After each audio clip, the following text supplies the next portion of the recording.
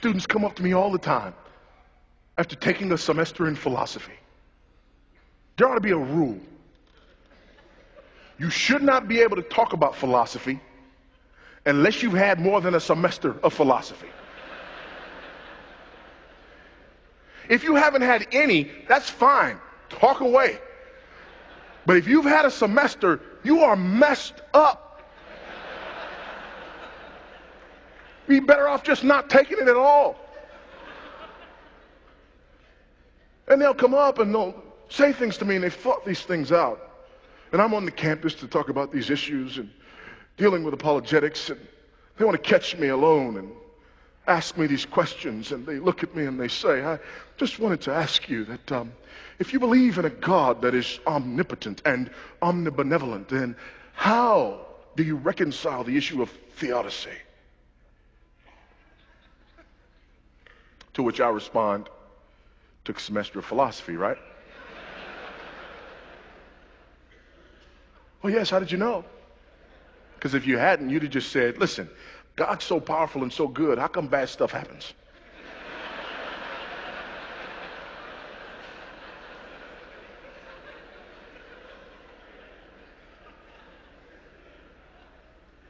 But I'm not going to answer the question until you ask it correctly. I worked on that all week. What do you mean ask it correctly?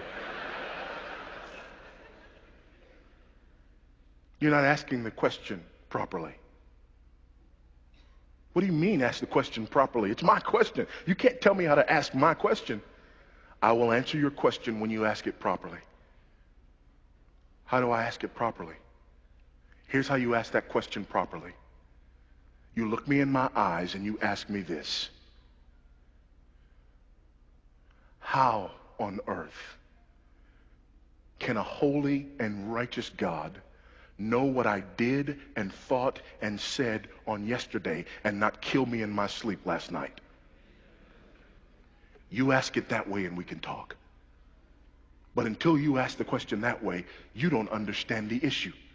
Until you ask the question that way, you believe the problem is out there. Until you ask the question that way, you believe that there are somehow some individuals who in and of themselves deserve something other than the wrath of Almighty God. Until you ask me the question that way, until you flip the script and ask the question this way and say, why is it that we are here today? Why has he not consumed and devoured each and every one of us? Why, oh God, does your judgment and your wrath tarry? When you ask it that way, you understand the issue. When you ask it the other way, you believe in the supremacy of man. How dare God not employ his power on behalf of almighty man? You flip the question around, you believe in the supremacy of Christ. How dare I steal his air? Because the last breath I took, I borrowed it from him. And I'm never going to give it back. When you borrow something and never give it back, you're stealing.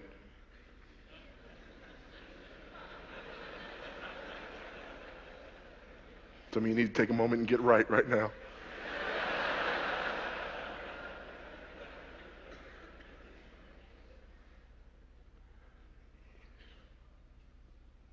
The problem is me.